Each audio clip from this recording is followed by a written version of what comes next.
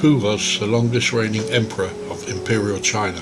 The Kangxi Emperor. The Kangxi Emperor, who is also known by his temple name of Emperor Shengzu of Qing and his personal name of Xuanye, was the third emperor of the Qing dynasty.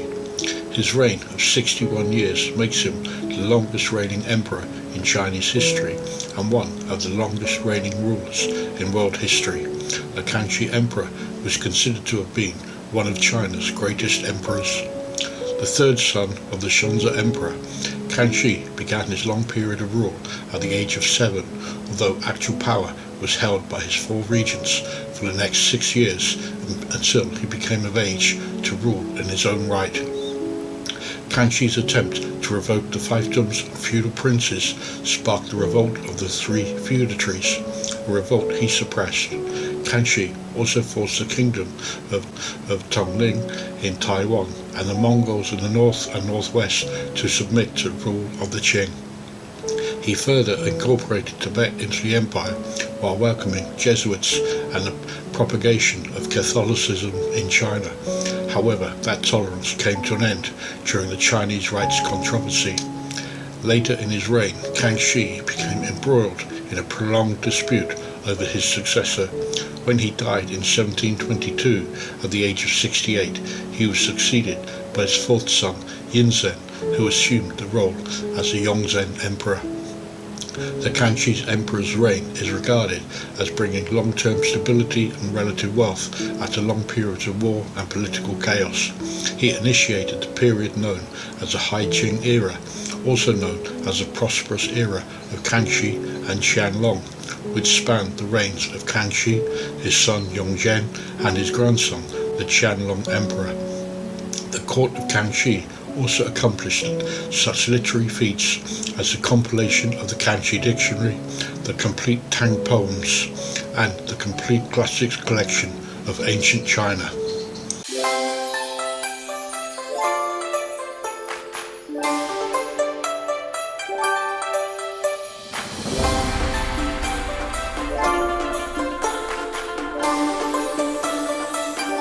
Early reign.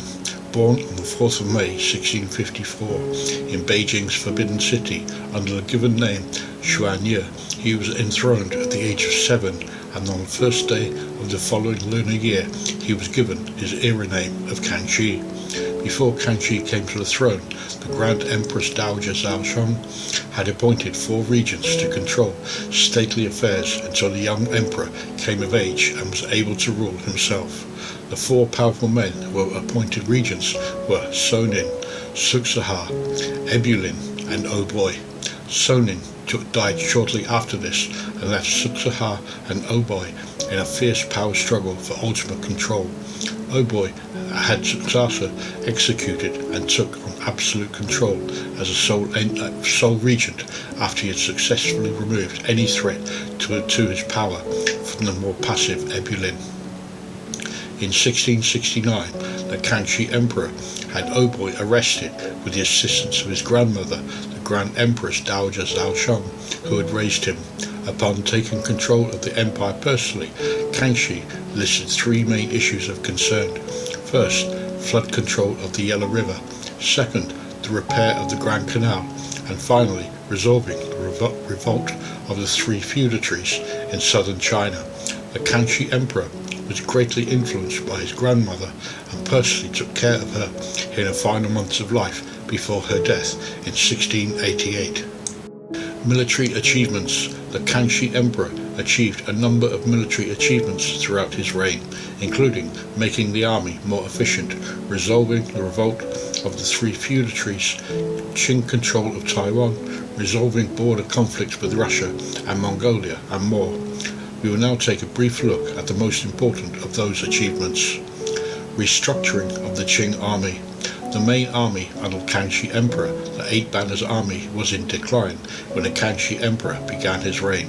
It was smaller than it had been at its peak under Hong Taiji and the early reign of the Shunzhi Emperor, and the size of that force became smaller again after the death of Kangxi and the 2 following emperors, Yongzhen and Qianlong. However, the Green Standard Army remained as a powerful force. One of the main reasons for the eight-banner army becoming smaller was a change in the system employed from the reign of Kangxi through to that of his grandson, the Qianlong Emperor. According to the old system, a commander that returned from battle alone, having lost all of those under his command, would be put to death. The newer system made them fight valiantly together as a unit, as there was no benefit to being a sole survivor in a battle. Revolt of the Three Feudatories. After the Qing took over ruling China from the Ming in 1644, large areas of the south and west were given as fiefs to three Ming generals who aided the Qing. In 1673, the Three Feudatories were under the control of Wu Sangui, Gong Jinzong, and Shang Zexin. Going against the advice of most of his advisors, Kangxi tried forcing the feudal princes to give up their lands and retire to Manchuria. This sparked a rebellion that lasted for 8 years. For a long time after the revolt had ended, Kangxi ruminated on this mistake, blaming himself for loss of life during the revolt. Wu Sangui's forces overran most of southwest China through allying his forces with local generals. The Kangxi Emperor wanted to personally lead his armies in suppressing the revolt, but his advisors persuaded him not to become personally involved. The main force used in the suppression was the Green Standard Army, with the Qing emerging victorious in 1681. Taiwan. In 1683, the remnants of Ming naval loyalists on Taiwan as the Kingdom of Tungning were defeated by over 300 ships under the Qing Admiral Shi Lang. Tungning surrendered a few days later as Taiwan became a part of the Qing Empire. Several former Ming princes exiled from the island were sent back to the mainland, with some being absorbed into Qing nobility. There was, however, one exception. Prince Ninjing and his 5 concubines preferred to commit suicide rather than join those on the mainland. The prince's palace was used by Shi Lang's headquarters before it was turned into a temple in an attempt to quieten any remaining resistance on Taiwan. Russia. In the 1650s, the Qing Empire was engaged in a series of border disputes along the Amur River with the Tsardom of Russia. This concluded with the Qing gaining control of that area after the siege of Albazin. Then, in the 1680s, the Russians invaded the northern border with China once again. Eventually, negotiations and the signing of the Treaty of Nerchinsk in 1689 led to agreement over where the border between the two nations should be. Cultural achievements. During his reign, the Kangxi Emperor ordered the compilation of a dictionary that contained Chinese characters. This became known as the Kangxi Dictionary. This was seen as an attempt to gain support from the Han Chinese scholar bureaucrats, as many of them refused to serve him and remain loyal to the Ming dynasty. However, by persuading the scholars to work on the dictionary without asking them to formally serve the Qing Imperial court, left the Kangxi Emperor giving them greater responsibilities until they had unconsciously assumed roles of state officials. In the year 1700, on the order of the Kangxi Emperor, began the compilation of a vast encyclopedia known as the Complete Classics Collection of Ancient China, which was completed during the reign of the Yongzhen Emperor. In addition to this was a compilation of Tang poetry known as the Complete Tang Poems. The Kangxi Emperor was also interested in learning about Western technology, wanting to import this into China. This idea was introduced into China through Jesuit missionaries. One of those missionaries, Karol Slavosek, made the first precise map of Beijing. Christianity in China.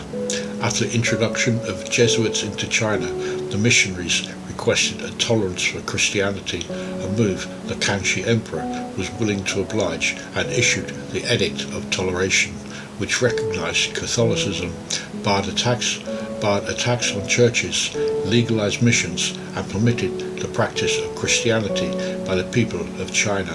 However, controversy arose when Pope Clement XI in 1705 sent a representative to China to communicate a ban on Chinese rites used in traditional Confucian ceremonies.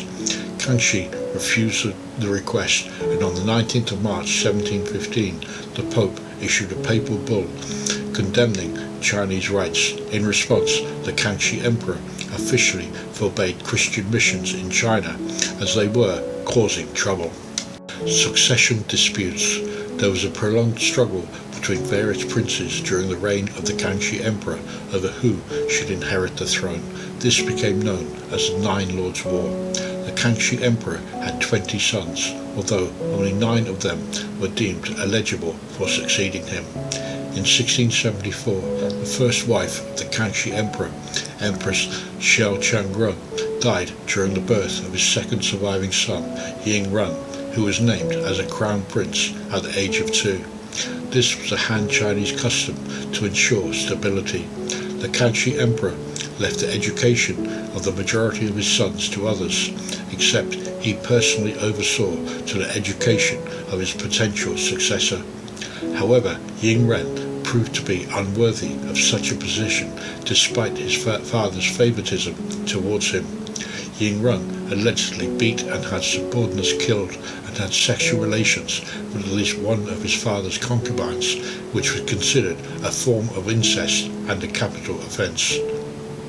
Over the years, the Kangxi Emperor kept a constant watch over his troublesome son and became aware of his many flaws. This led to a gradual deterioration in their father-son relationship.